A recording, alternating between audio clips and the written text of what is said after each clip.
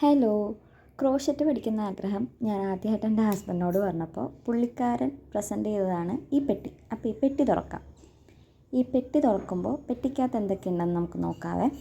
ആദ്യം നമുക്ക് ഇതുപോലെ കളർഫുള്ളായിട്ടുള്ള കുറേ ഹുക്ക് സെറ്റ് കിട്ടും. ഇതിപ്പോൾ പല സൈസിലുള്ള ഹുക്ക് സെറ്റുകളുണ്ട്. നമുക്ക് ഓരോന്നോരോന്നായിട്ട് എടുത്ത് നോക്കാം കേട്ടോ.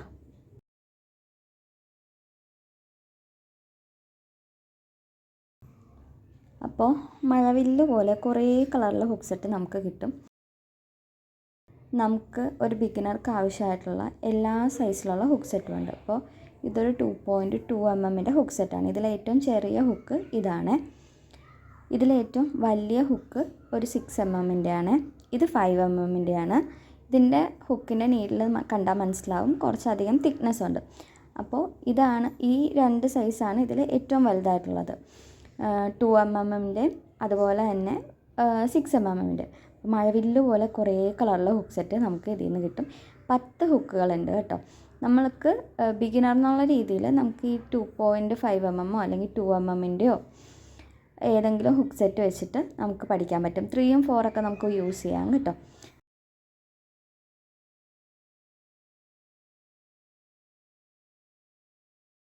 നമുക്ക് എടുത്ത പോലെ തന്നെ തിരിച്ച് ഭദ്രമായിട്ട് മാറ്റി വെക്കാവേ.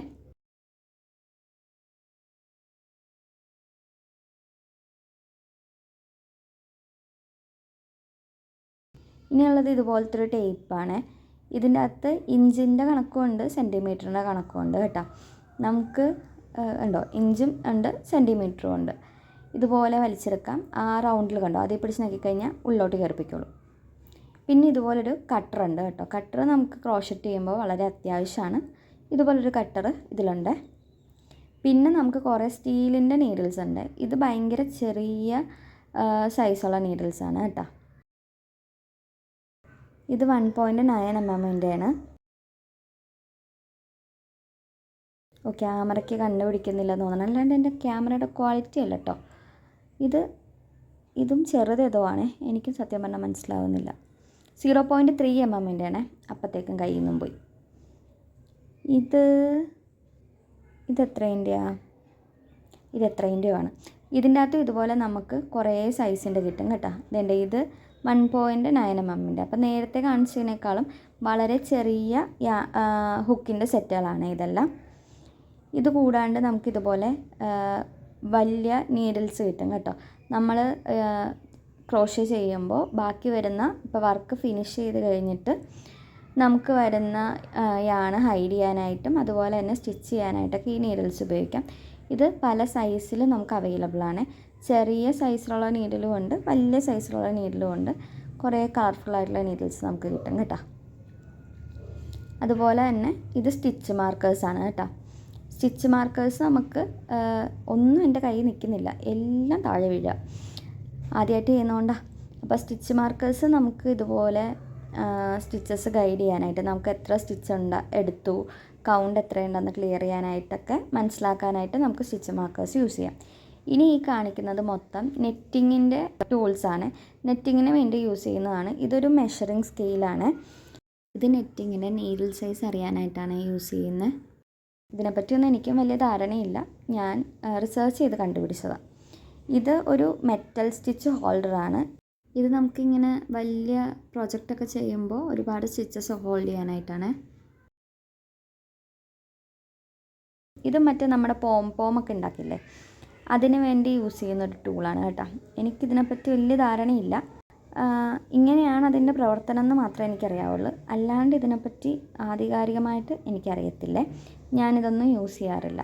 പിന്നെ ഇതിൻ്റെ പേര്, ഈ ഓറഞ്ച് സാധനത്തിൻ്റെ പേര് വൈൻഡിങ് ബോർഡ് അല്ലെങ്കിൽ നെറ്റിങ് യാൺ ഗൈഡ് അങ്ങനെയൊക്കെയാണ് കേട്ടോ. നമുക്ക് ഈ നൂലൊക്കെ കെട്ടി ഉണങ്ങൊക്കെ വരാണ്ടിരിക്കാനായിട്ടൊക്കെ നെറ്റിങ്ങിന് യൂസ് ചെയ്യുന്നതാണ്. ഇത് നെറ്റിങ്ങിന് ഉപയോഗിക്കുന്നതാണ് കേട്ടോ. ഇതിന് ബോ ഷേപ്പ്ഡ് നീഡിൽ അല്ലെങ്കിൽ ബ്ലെൻഡ് നീഡിൽ, കേബിൾ നീഡിൽ എന്നൊക്കെയാണ് പറയുന്നത്. ഇത് നമ്മൾ നെറ്റിങ്ങിൽ ഇങ്ങനെ ടാങ്കിൾഡ് ആയിട്ടുള്ള എന്തൊക്കെയോ സ്റ്റിച്ചസൊക്കെ ചെയ്യാൻ വേണ്ടിയിട്ട് ഉപയോഗിക്കുന്നതാണ്. ഇതൊന്നും എനിക്ക് ഉപയോഗിക്കേണ്ട ആവശ്യം വന്നിട്ടില്ല കേട്ടോ, കാരണം എനിക്ക് നെറ്റിങ് അറിയാൻ പാടില്ല. അപ്പോൾ ഇത് നമുക്ക് എടുത്ത പോലെ തന്നെ സൂക്ഷിച്ച് വെക്കാം. ഞാനിത് മേടിച്ചിട്ട് ഈ സാധനം ഇതുവരെ ഉപയോഗിച്ചിട്ടില്ല. ക്രോഷറ്റ് ചെയ്യാനായിട്ടൊരു ബിഗിനർ എന്നുള്ള രീതിയിൽ നിങ്ങൾക്ക് ഈ സാധനം ഒന്നും വേണ്ടി വരത്തില്ല കേട്ടോ. എനിക്ക് വാങ്ങിച്ച് കിട്ടിയില്ല, ഇതൊക്കെ ഫ്രീ ആയിട്ട് കിട്ടിയതാണ്. അതുപോലെ വേറെ ഉള്ളത് ഒരു U shaped cable stitch holder, അല്ലെങ്കിൽ സ്റ്റിച്ച് ഹോൾഡർ നീഡിൽ എന്നൊക്കെ പറയും കേട്ടോ. ഇത് മറ്റേ ടെമ്പററി ആയിട്ട് സ്റ്റിച്ചിനെ ഹോൾഡ് ചെയ്യാനായിട്ടൊക്കെ യൂസ് ചെയ്യുന്നതാണ്. ഇതും നെറ്റിങ്ങിൽ തന്നെ ഉപയോഗിക്കുന്നതാണ് കേട്ടോ. ഇത് നമുക്ക് തിരിച്ച് വെച്ചേക്കാം. അപ്പോൾ ഇത്രയൊക്കെ സാധനമാണ് ഈ ബാഗിൻ്റെ അകത്ത് ഉണ്ടായത്. ഇത് കൂടാണ്ട് ഒരു 5 സെറ്റ് യാണ് ഉണ്ടായിരുന്നത്. അപ്പോൾ ഇതിൽ ബാഗിന് നോക്കാം. ബാഗിൽ ഇതുപോലെ 2 കമ്പാർട്ട്മെൻറ്റ് അവിടെയുണ്ട്, 2 കമ്പാർട്ട്മെൻറ്റ് ഇവിടെയുണ്ട്, വലിയൊരു കമ്പാർട്ട്മെൻറ്റ് ഇവിടെയുണ്ട്. ഞാനിത് ഫ്ലിപ്കാർട്ടിൽ നിന്നാണ് മേടിച്ചത്.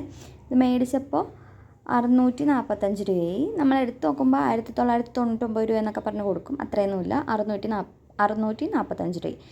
ബിഗിനർ എന്നുള്ള രീതിയിൽ ഈ കിറ്റ് മേടിക്കണമെന്ന് ഞാൻ പറയില്ല. ഇത് അത്യാവശ്യം കുറേ അധികം സാധനങ്ങളൊക്കെ ഉണ്ട്.